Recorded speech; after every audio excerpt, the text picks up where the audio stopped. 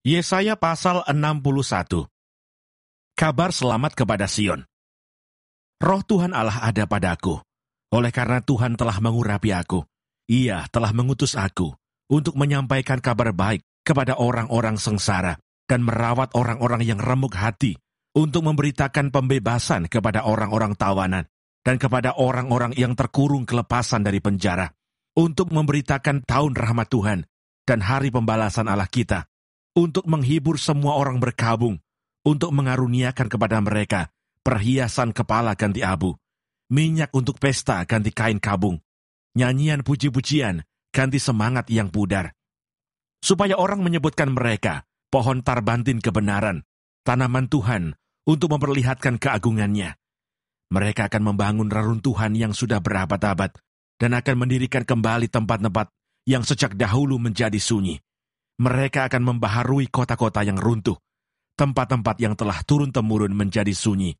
Orang-orang luar akan melayani kamu sebagai gembala kambing dombamu, dan orang-orang asing akan bekerja bagimu sebagai petani dan tukang kebun anggurmu. Tetapi kamu akan disebut imam Tuhan, dan akan dinamai pelayan Allah kita. Kamu akan menikmati kekayaan bangsa-bangsa, dan akan memegahkan diri dengan segala harta benda mereka.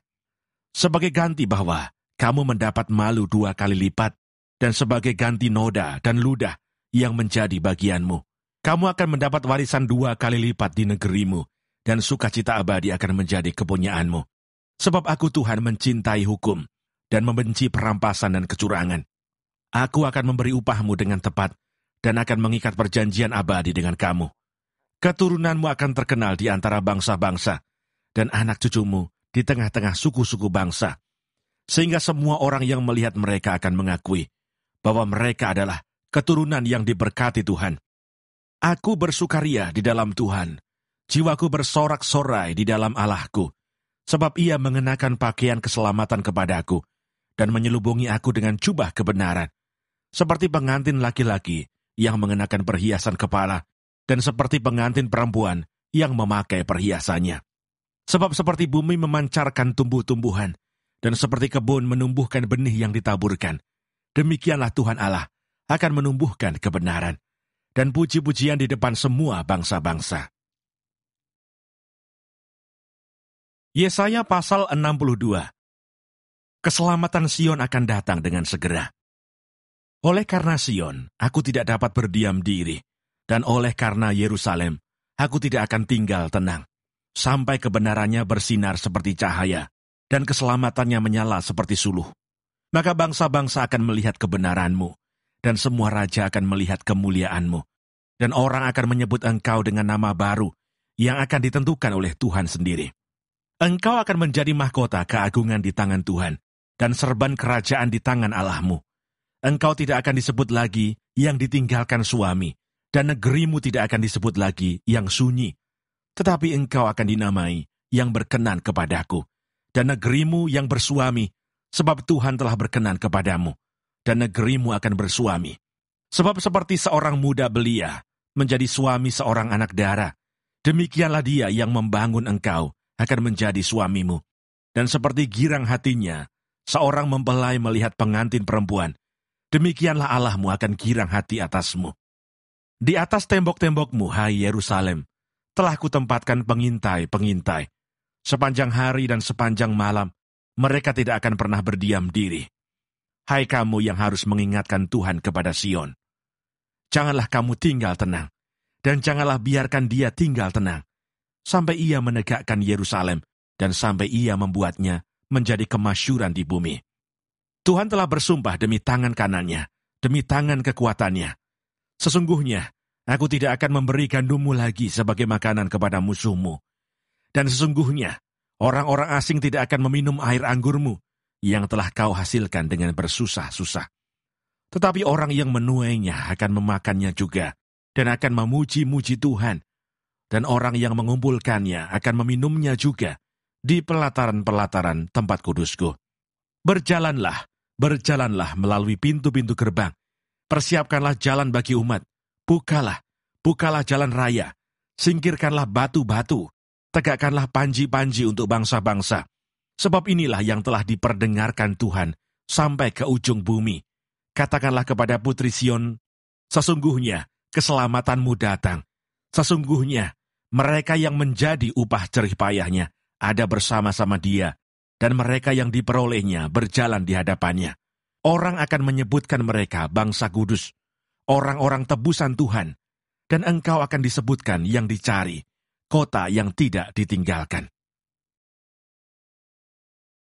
Yesaya pasal 63. Hukuman pembalasan atas Edom.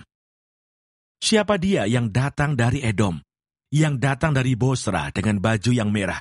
Dia yang bersemarak dengan pakaiannya, yang melangkah dengan kekuatannya yang besar. Akulah yang menjanjikan keadilan dan yang berkuasa untuk menyelamatkan. Mengapakah pakaianmu semerah itu dan bajumu seperti baju pengirik buah anggur? Aku seorang dirilah yang melakukan pengirikan, dan dari antara umatku tidak ada yang menemani aku. Aku telah mengirik bangsa-bangsa dalam murka-Ku, dan aku telah menginjak-injak mereka dalam kehangatan amarahku. Semburan darah mereka memercik kepada bajuku, dan seluruh pakaianku telah cemar. Sebab hari pembalasan telah kurencanakan, dan tahun penuntutan bela telah datang. Aku melayangkan pandanganku, tidak ada yang menolong. Aku tertegun, tidak ada yang membantu. Lalu tanganku memberi aku pertolongan, dan kehangatan amarahku, itulah yang membantu aku. Aku memijak-mijak bangsa-bangsa dalam murka-Ku, menghancurkan mereka dalam kehangatan amarahku, dan membuat semburan darah mereka mengalir ke tanah. Doa pengakuan dan permohonan Israel.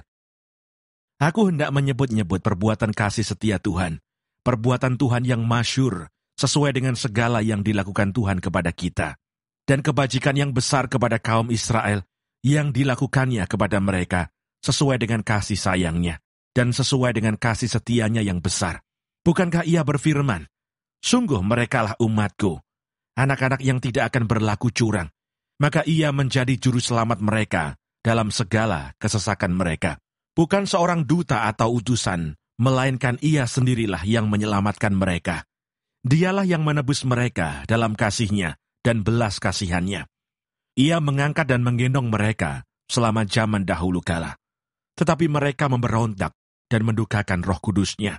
Maka ia berubah menjadi musuh mereka, dan ia sendiri berperang melawan mereka. Lalu teringatlah mereka kepada zaman dahulu kala, zaman Musa hambanya itu. Di manakah dia yang membawa mereka naik dari laut, bersama-sama dengan pengembala kambing dombanya? Di manakah dia yang menaruh Roh Kudus-Nya dalam hati mereka, yang dengan tangannya yang agung menyertai Musa di sebelah kanan, yang membelah air di depan mereka untuk membuat nama abadi baginya, yang menuntun mereka melintasi samudra raya, seperti kuda melintasi padang gurun. Mereka tidak pernah tersandung, seperti ternak yang turun ke dalam lembah. Roh Tuhan membawa mereka ke tempat perhentian. Demikianlah engkau memimpin umat-Mu untuk membuat nama yang agung bagimu. Pandanglah dari surga dan lihatlah dari kediaman-Mu yang kudus dan agung. Di manakah kecemburuan-Mu dan keperkasaanmu, hatimu yang tergerak dan kasih sayang-Mu? Janganlah kiranya engkau menahan diri. Bukankah engkau Bapa kami? Sungguh, Abraham tidak tahu apa-apa tentang kami, dan Israel tidak mengenal kami. Ya Tuhan, engkau sendiri Bapa kami. Namamu ialah penebus kami sejak dahulu kala. Ya Tuhan, mengapa engkau biarkan kami sesat dari jalan-Mu? Dan mengapa engkau tegarkan hati kami, sehingga tidak takut kepadamu? Kembalilah oleh karena hamba-hambamu, oleh karena suku-suku milik kepunyaanmu. Mengapa orang-orang fasik menghina tempat kudus-Mu? Para lawan kami memijak-mijak bait kudus-Mu. Keadaan kami seolah-olah kami dari dahulu kala tidak pernah berada di bawah pemerintahan-Mu, seolah-olah namamu tidak pernah disebut atas kami. Yesaya pasal 64.